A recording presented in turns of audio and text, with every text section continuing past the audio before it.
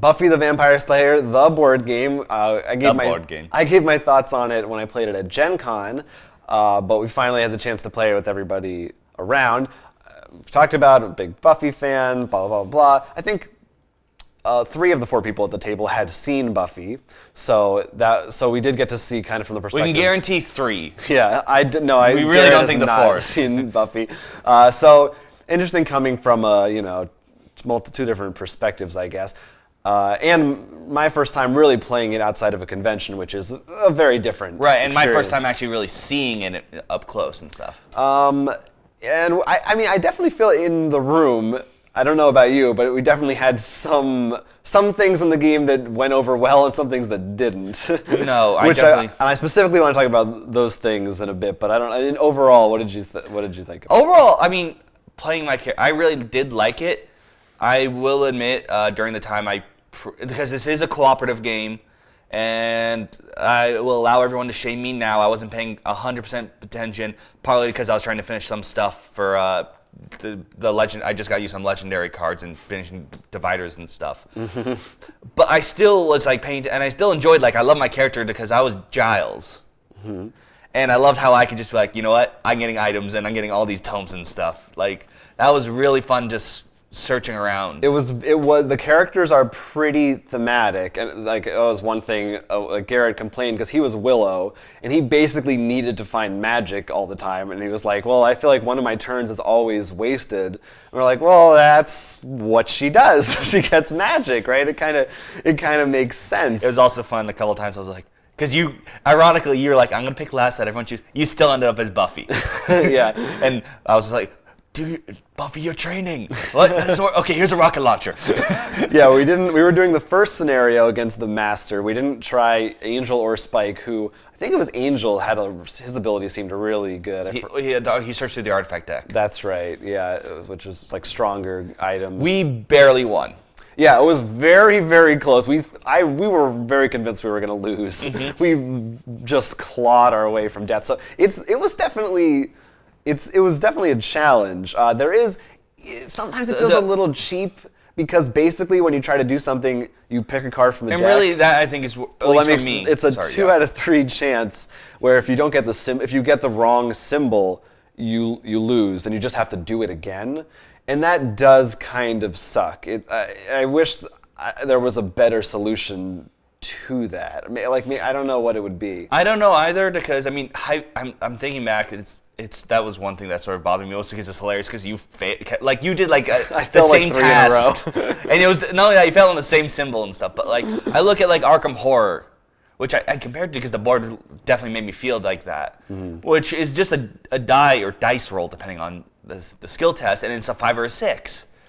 I guess it just feels sort of, I don't know why, because of the dice. It feels very out of your control. I guess because in Arkham Horror, you're rolling dice, and you can get blessed, which affect, and there are some other things that either add to the pool. So instead of, even though if you usually need 1 success, but if you're rolling 5, you still feel pretty good.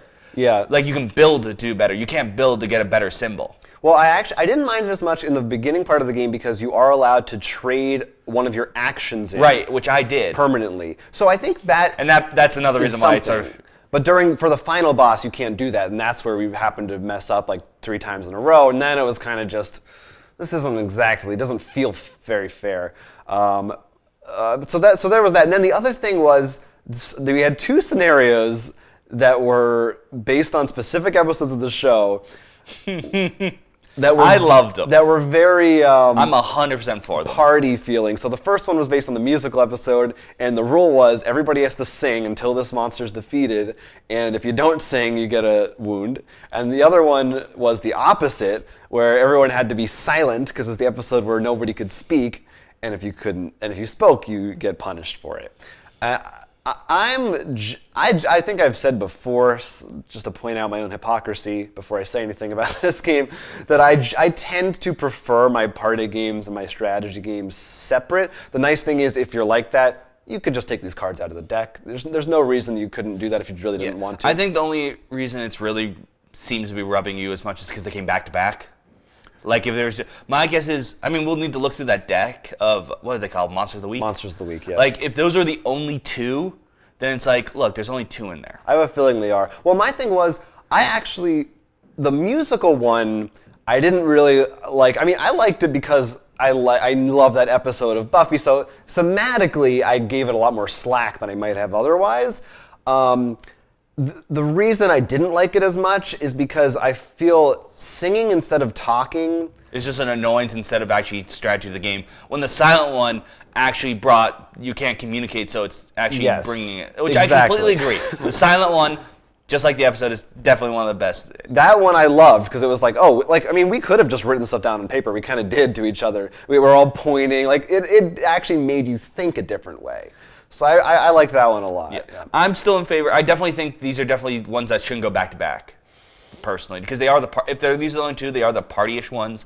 And I do like that, though, that there is that sort of, just that little bit of, we're throwing you a bone of this theme for an episode. Yeah. Like, that's important. And that's why I think it's fine to have a little party in your game. That's why I'm okay with it, is because it is Buffy. It's so thematic. And I think that's the other reason. It's not in there for the sake of just being, oh, look, we're doing something silly. It has the thematic purpose, which I think is... I mean, I really did feel like after the silent one, I was like, oh, we just like went through an episode of Buffy the Vampire Slayer. It was really cool. Yeah, and I do love, like, we were looking through afterwards the artifact decks. I mean, we want to read, that's the good stuff. Yeah. And it was really funny because one of the things is I got an artifact early on. So I'm like, oh, this is before we looked through any of them. So I'm like, what is it going to be, an ancient sword, this? I got a rocket launcher. Oh, yeah. Which is hilarious. And it was really good. I gave it to you, and that helped us a lot. Yeah, we used it. But I think the important thing to mention was the fact that the rocket launcher and other items, which is really cool, said things like, you can use this to defeat this mastermind or monster of the week. So it's like, it's that episode. Right, yeah. Everything made sense. If you know the show, all that stuff was there, which is really cool. So, yeah, I mean, overall, it was... I still liked the game a lot. I definitely saw some of the more of the shortcomings, I guess. But if you're a fan of the show, I think it definitely does it justice to the show. Like, if you're a fan, it's great. Yeah. So that's Buffy the Vampire Slayer. It's available right now if you want to check it out. I would love it. The show's on Netflix too, so you should watch that too. I would love it if they did.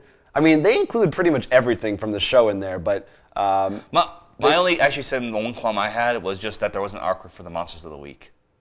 Oh, right, the cards didn't have art. Yeah, because the art was really nice. I loved it. I think it was perfect for what you want for the Buffy game. I agree. It would be nice if they had that. Especially like the silence. Like those guys were just. Yeah, they're actually on the back of the Monsters of the Week, I think. But yeah. Yeah, but I mean, like, not just the same. Yeah. Even if it was just art from a photo from the show, it'd be something. If you enjoyed this video, it was just a snippet of our full-length podcast, which you can find on our YouTube channel every week. So please go ahead, like, and subscribe for more board game-related content coming at you in the future. And don't forget to check out rollforcrit.com, where we actually sell a lot of the games we talked about, as well as post news and all our other videos. Until then, I'm Will Keeler. I'm Jonathan Estes, and this is Roll for Crit.